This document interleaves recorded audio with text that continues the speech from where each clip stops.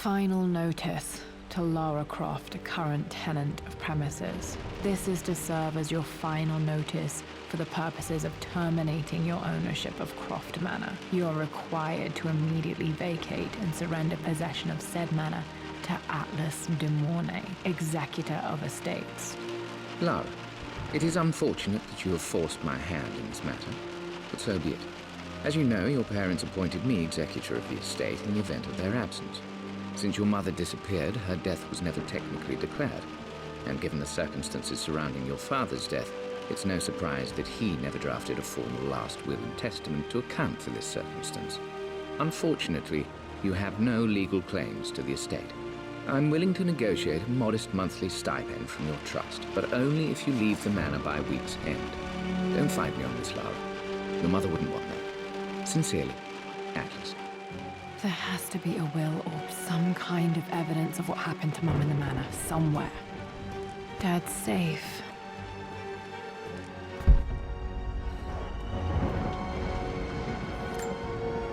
Dad's map of the forgotten cities of northern Syria.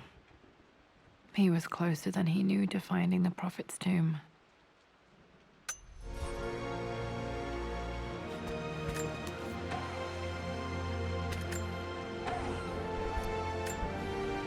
Dad's book about immortality myths might be useful in my research.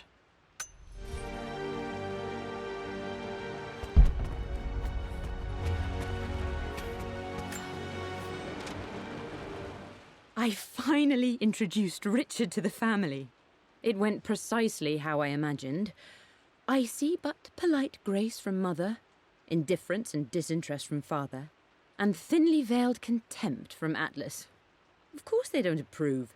To them, Lord Croft is the man who took away their beloved daughter and ruined her long-standing engagement, though I was never going to marry that repugnant Earl of Farringdon anyway. One might think they would be happy that I was being courted by a genuine lord of the realm. It just happens to be Richard Croft. In their eyes, the man who single-handedly ruined a once great family. But there's nothing to be done now. Watching how Richard dealt with their subtle insults and disrespect. Such grace and calm. I know he did it for me. I think I'm falling in love with this man. It will break my mother's heart, but I cannot live the life she imagined for me. My time with Richard has only made this clearer. It must have been hard for Mum to go against her family's wishes. I'm glad she did. One of Dad's Yoruba masks, a gift from a friend he met on an expedition in Nigeria.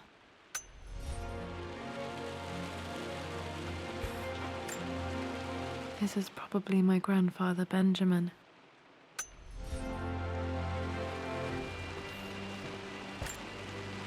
A picture with Dad and Anna.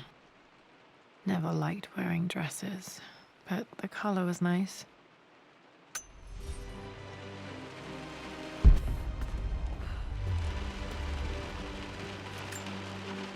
Dad would have liked me to go to Oxford, but I insisted on UCL.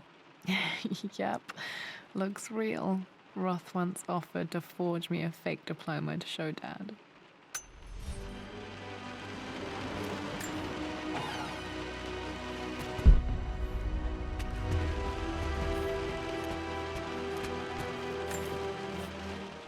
Well, this is a hell of a thing. I met someone tonight quite unexpectedly. But it shouldn't have been, it seems. I've been so buried in my work, so distracted by my latest revelations, I never bothered to notice my surroundings. But there she was, sitting at my table in the library. Her name is Amelia, and apparently she's been studying right next to me. Art history, of all things. I shared some of my research against my better judgment, but I wanted to see how she would respond, and she did not disappoint. I felt as if I was suddenly engaged in a mental game of chess, moving and counter-moving in argument. At one point, that poor old librarian had to shush us as if we were children. I feel so foolish for not having noticed her earlier.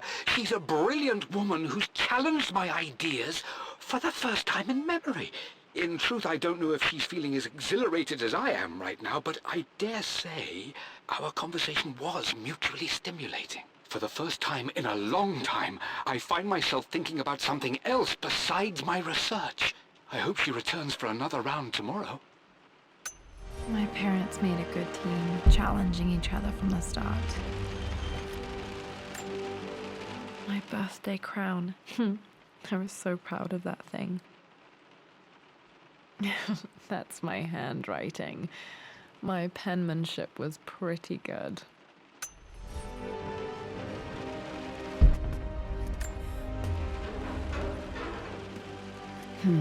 Needs a combination. It's got to be in Dad's papers somewhere. Maybe in the library.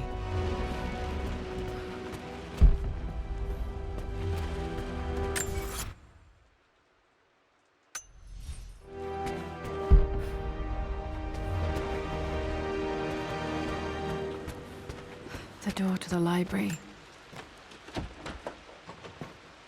Locked. There's got to be another way through. This is the map I made for my first expedition with Dad. It shows a path to the library through the servants' passages. Wait, I can get to the library through the old servants' corridor. Dad's artifacts from the Nile Valley. I always loved looking at these. Dad became interested in immortality myths after his expeditions to Egypt.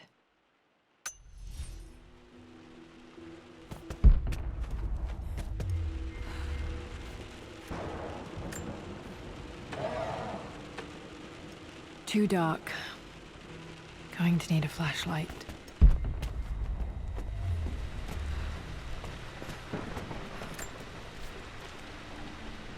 Hi, Dad. I've been thinking about Mum lately. I wish I knew more about her. How did you meet? What was she like?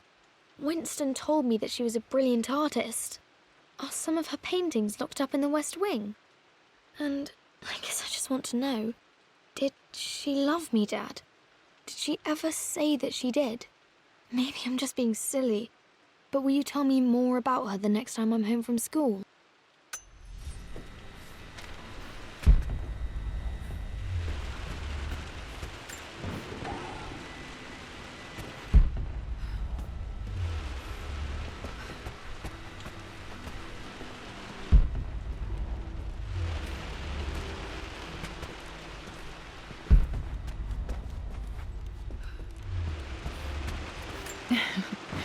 Well, hello there, Sir Lancelot.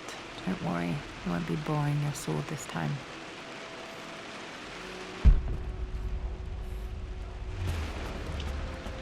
The Grand Hall. Always loved playing in here as a kid. This will be one of the first things to fix.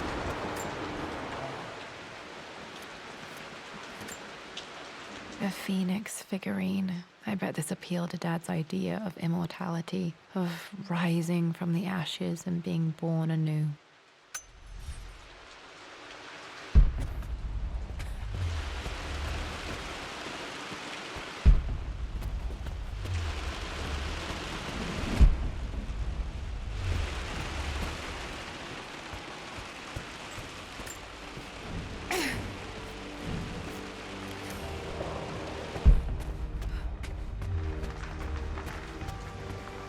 Lara, you know the West Wing is off limits. I'm sorry, I just wanted to see... We've been through this. Was Mum's room in here? Just stay out of there, darling. Dad was always so protective of the West Wing. Locked. Need a key to open this.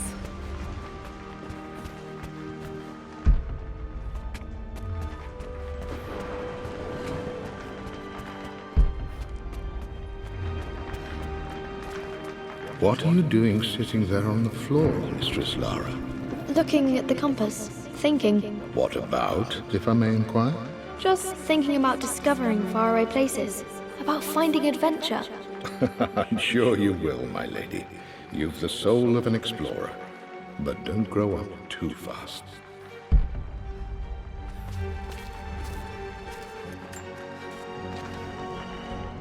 The offer came in the post last week, and I still haven't told Richard.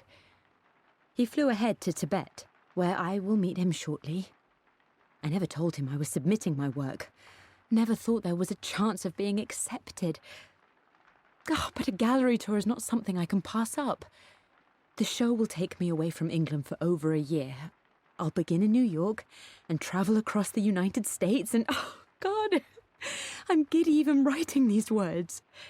When Richard and I were married, I was prepared to relegate my painting to a hobby, but it was Richard who objected, who gave me my atelier and studio. Without that support, I might still be painting boring landscapes. Now I can't shake the foolish sensation that leaving would be a betrayal. He will laugh at that and insist I accept, even though I know it will break his heart to be apart. He never once asked me to sacrifice any part of my life for his.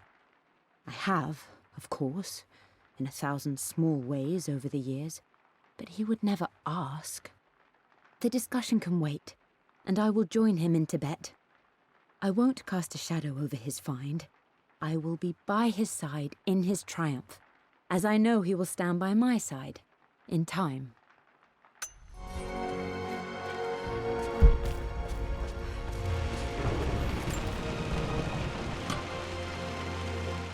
Got to remember to pack this for my next trip.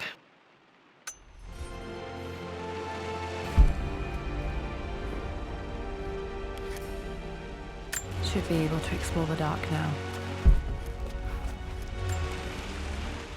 Hey, Jonah. Sorry for not getting back to you sooner. I've decided to do some research at the manor. A lot has happened, and I need some time to think about what I want to do next. This old place is filled with memories and secrets. Uncle Atlas has tried to keep me out of here for so long, I don't even know if I want to keep it. But after everything that's happened, maybe I can find out what it still means to me, if it's worth fighting him for. I'll let you know how things worked out when I'm back in London.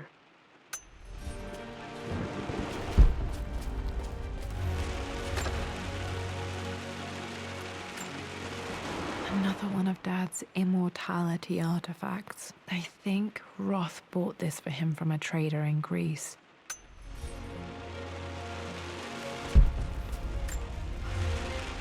Lara, since your return from your expedition to Yamatai, I've grown increasingly alarmed at your erratic behavior.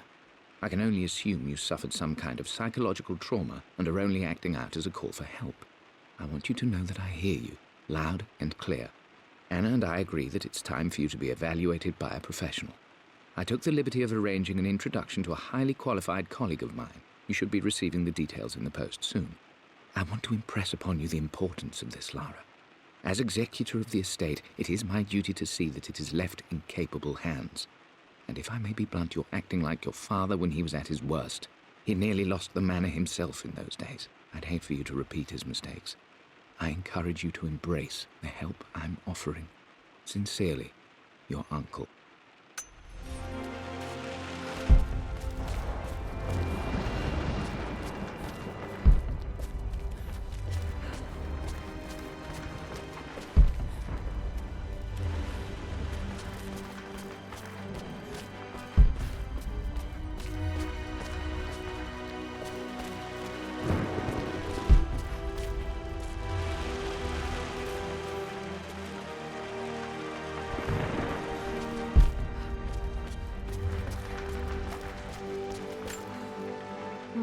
Not sure. I really need to brush up on my ancestors one of these days.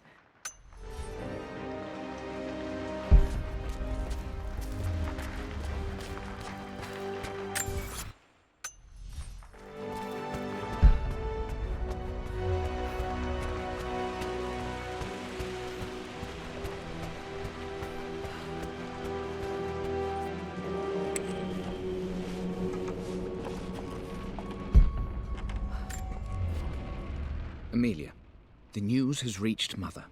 She knows that you broke off your engagement with the Earl of Farringdon. She is beside herself with worry. But, for the moment, she's controlling the narrative. As far as anyone knows, you're just having innocent second thoughts. But the moment your affair with Lord Croft goes public, it will be too late. Our name will be as ruined as this man you've chosen to bed. Don't you see that you're being selfish, Amelia? Please, consider your family. You're a de Mornay. Everything you do has a greater effect on us all. I'm coming down to London soon. Don't do anything rash until we have a chance to talk.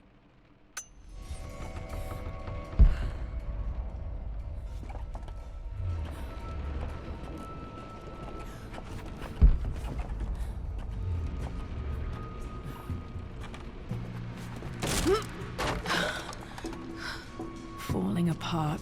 Maybe I should just let my uncle have this place. They say a good test of a relationship is how well you travel together. Well, I'd say Amelia and I have passed that test with flying colors. Indeed, these last few months in Egypt have been nothing short of extraordinary. She and Roth get on like old uni chums. In fact, the two have spent more than a few nights drinking and playing cards into the wee hours. Despite her decidedly proper upbringing, Amelia's taken to roughing it more than I ever have. She fits in and connects with the local populace with such amazing empathy.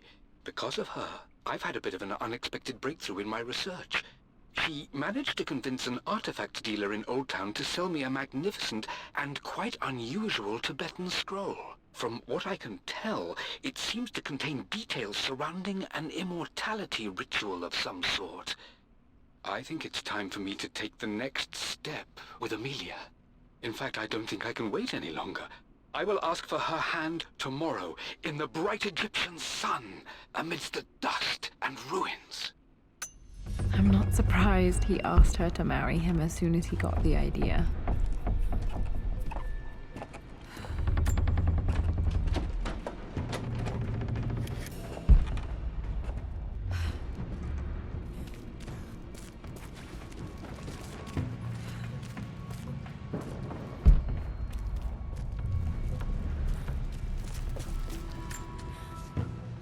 Amelia, I know we have had our differences in recent years. I've tried my best to keep an open mind about your relationship with Richard, but I just can't let you go on this ill-conceived expedition without saying my piece. You say Richard's theories have merit. You say that he may have actually stumbled upon some mythic, unknown truth, but I have seen nothing to support such claims. And while your word may have been enough in times past, I cannot let you squander away what remains of your name and reputation, and that of our family, truth be told, on some damned foolish crusade. I intend to go to Richard's investors and let them know exactly how he's spending their money, but I want to give you a chance to put a stop to this yourself. Please, don't go to Tibet. If not for me, at least for Lara.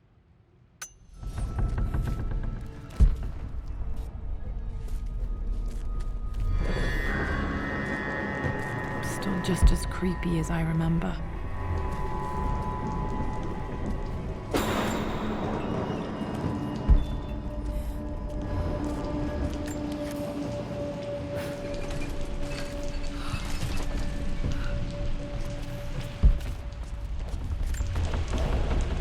My lord, I hope this missive finds you on a successful expedition and in good health. Before I bore you with estate affairs, I wanted to let you know that our little angel has been into some mischief. As always, I indulged her in our usual game of chess. Over the course of the game, she broached the subject of her mother. She's having trouble remembering her now, and wanted to enter her ladyship's atelier, which you sealed off, to play on her mother's piano. It enraged her when she wasn't allowed to go in, of course. For someone so young, she has such strong emotions. Later in the day, she set a trap for me in the walk-in freezer, of all places. Before I knew what was happening, I found myself locked inside. Mrs. Sheffield discovered me an hour later, shivering and somewhat peeved. It took us an additional hour to find Lara in the grounds. I know all her hiding places, of course, but this time she really did not want to be found. Call it years of observation, but I can tell when she's out of sorts. My lord, if I may be so bold, she misses you fiercely. She is lonely for her father. Please consider a call as soon as you are able. Poor Winston. I remember being so angry. He was always so patient with me.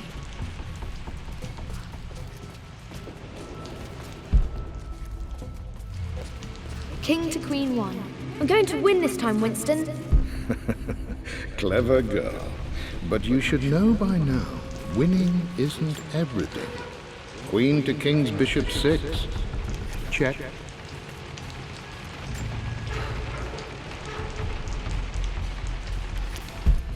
Easy for you to say. You always win.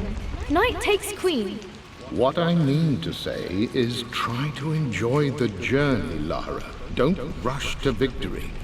Bishop to King 7. I know, Winston. I just want... Oh no! I didn't even see that!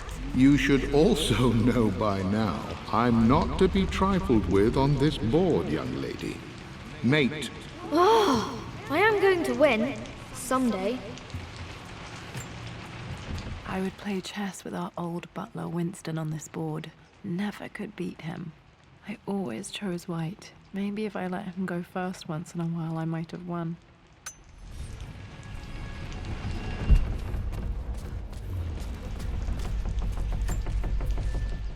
I'm at a crossroads now. Good lord, that's such a cliche. But there's truth in it. 2 roads before me. Both present joy and compromise.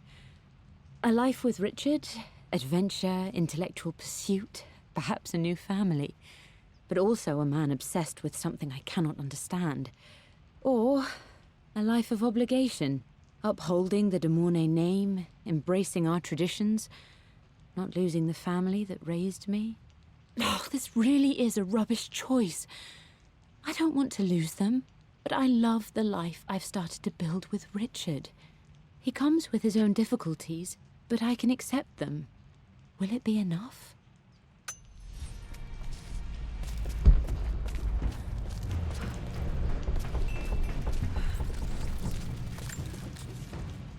Everything is almost ready for Mistress Lara's birthday expedition surprise. It's been a bit of an all-hands-on-deck effort organizing the affair and keeping it secret.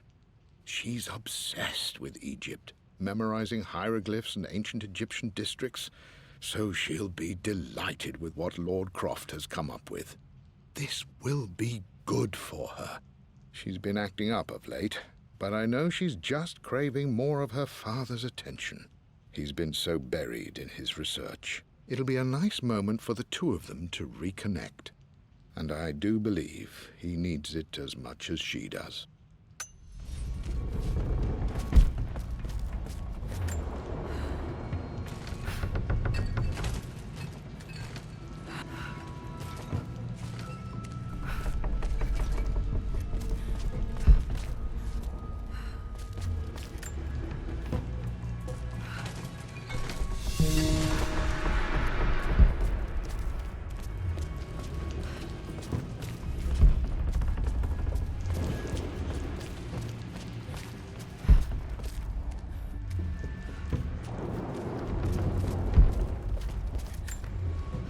Dad loved a good bottle of wine.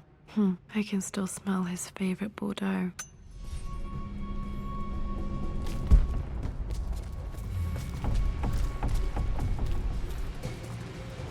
Dad, this is it! The basement of despair! Indeed, Lara. Muster your courage, for this is the only path to the Library of Infinite Knowledge. Look there! See the string? An ancient Egyptian tripwire. The Keepers of Knowledge want none to disturb their treasures. We must tread carefully. Let me lead. I know how to spot all the traps. I'm sure you do, my darling. Lead on.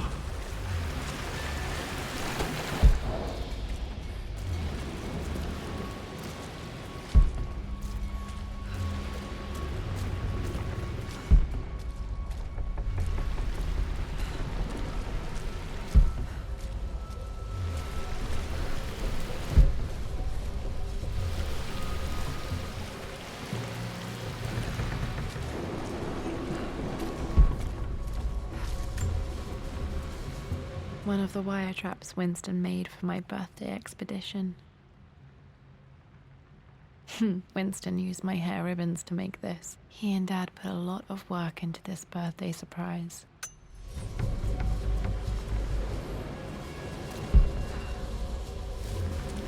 Water damage from the main hall above.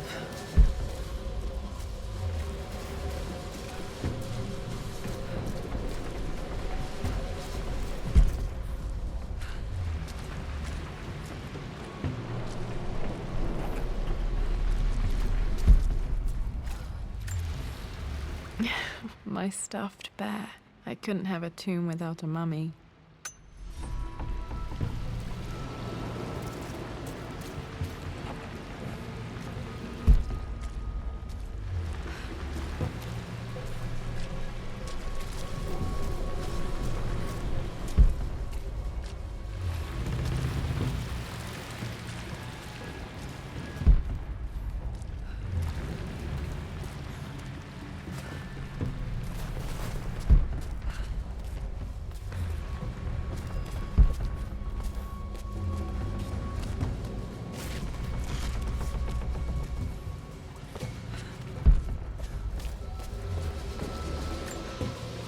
This bust of Anubis was from Dad's Egyptian collection. He must have put it down in the basement for our little expedition.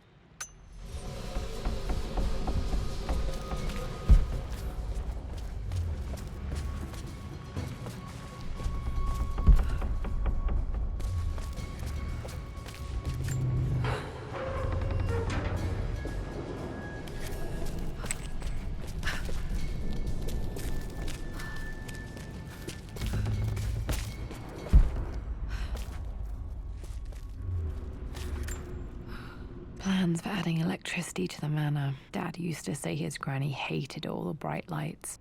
There's a missing page.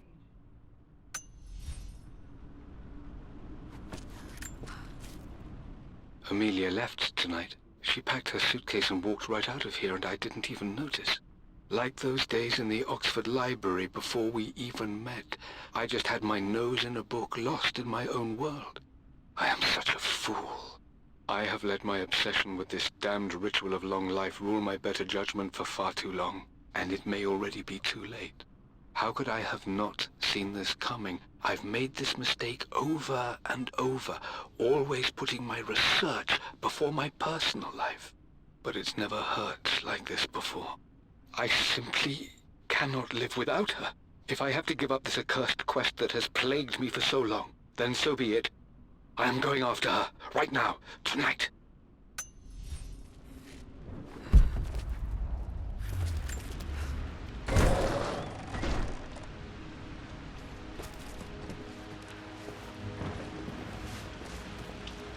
Okay, Dad's ledger has to be in here somewhere.